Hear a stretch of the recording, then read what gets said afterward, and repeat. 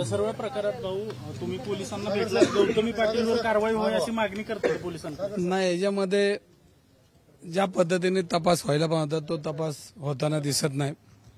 मी आता साहेबांशी बोललोय आणि त्यांना हे सांगितलं की हा जो क्रेनवाला होता, ह्या क्रेनवाल्याला कुणी फोन केला आणि ह्या जो जागेवर गुन्हा झाला त्या रिक्षामध्ये मरगळे नावाचा व्यक्ती बसलेला होता. तो रिक्षा ड्रायव्हर होता आणि गाडी साईडला होती.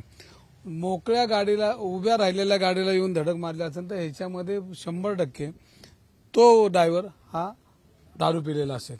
कारण उभ्या राहिलेल्या गाडीला कोणी धडकू शकत नाही.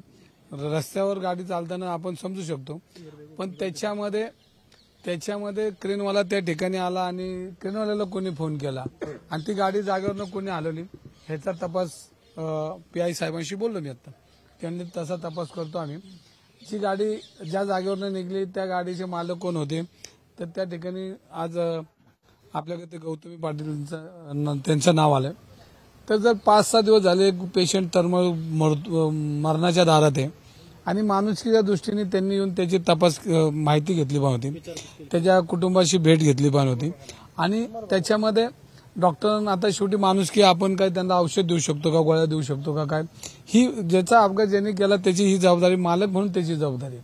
आणि जर एवढं चुकीच्या पद्धतीने वागत असतील तर याच्यामध्ये जर 5 दिवसामध्ये हे गुन्हा दडपण्याचं काम किंवा चुकीच्या पद्धतीनं क्रेन हलवणं किंवा फोन करून त्या सगळं विल्हेवाट लावण्याचा प्रयत्न करतात, असा गुन्ह्याचे कलम त्याच्यामध्ये टाकून यांच्यावर सगळं गुन्हा दाखल केला पाहिजे. त्याच्यामध्ये गौतमी पाटील सारख्या जबाबदार महिलेने याच्यामध्ये त्या कुटुंबाला वाऱ्यावर सोडून आपण आपले शोक म्हणजे काय कार्यक्रम करत असेल तो तिचा व्यवसायाचा भाग आहे, त्यात मला काय म्हणायचं नाही.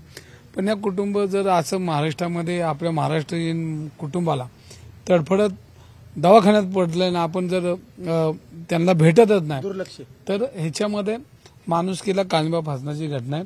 मी अधिकाऱ्यांना वेळ पडली ह्या कायद्यामध्ये जर तिच्या चुका असतील तर तिच्यावरही पूर्णपणे गुन्हा दाखल करा.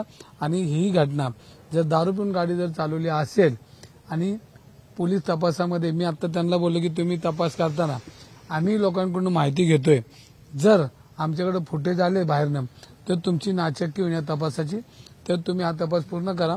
नाहीतर आम्ही सर्व लोक आता जिथनं गाडी आली आणि जिथनं पोहोचली, कुठं तो बिअर बारमध्ये दारू पिलाय का, त्या गाडीतले पिलेत का, ही सगळा तपास त्यांनी करावा अशी त्यांना विनंती केली. आणि जर 2 दिवसात तुम्ही हा जो तपास आहे हा जर नीट नाही केला तर शेवटी आम्ही लोकशाहीमध्ये बसलेलोच आहे आणि जर पोलिसांची त्रुटी असतील तर त्या दाखवायला आम्ही तयार आहोत. आता पोलिसांचं विलंब झाला हे तुम्ही बी माझ्यासमोर होते. त्यांनी विलंब व्हायलाच नव्हता पाहिजे ह्या केसमध्ये, दुसऱ्या दिवशीच ऍक्शन व्हायला पाहिजे.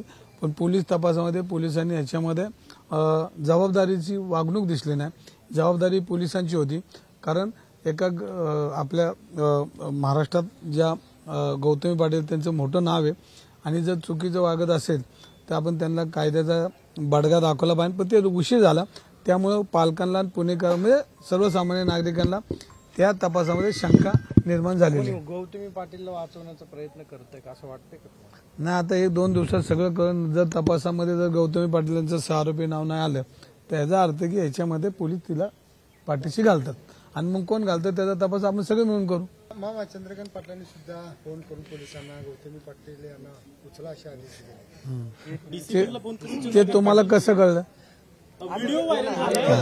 मग माझं म्हणणं हा मोबाईल मधनं व्हिडिओ करून लोकांना दाखवण्यापेक्षा त्यांनी इथून हा सगळा तपासाचा भाग आहे. ते मंत्री आहेत, पालकमंत्री आहेत, कुठं मंत्री, त्यांनी इथून बोललं पाहिजे.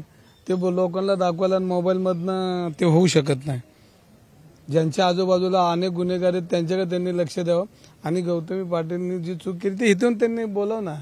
ऑफिसमधनं व्हिडिओ करून त्याचा उपयोग नाही, ते खोटं काम आहे सगळं. मतदारसंघातला गोळीबाराच्या घटना त्याच्याबद्दल काय बोलत नाही. गायवळचे परत व्हिडिओ समोर आले, शिव्या दिल्या. गायवळनी एवढे गुन्हे असून पासपोर्ट काढून बाहेर देशात गेला, त्याच्याबद्दल चंद्रकांत पाटील बोलत नाही. चंद्रकांत पाटलांच्या ऑफिसमध्ये पाटील नावाचा व्यक्ती आहे, तो चंद्रकांत पाटलांचं काम बघतो.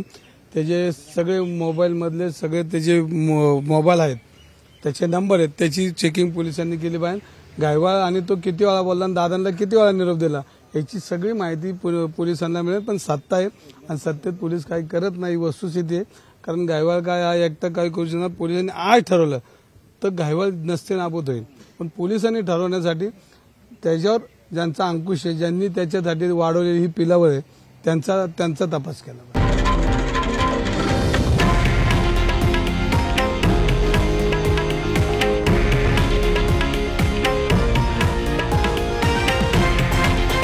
हे आहे देशातील नंबर 1 न्यूज नेटवर्क आणि आपण पाहत आहात TV9 मराठी, एकमेव.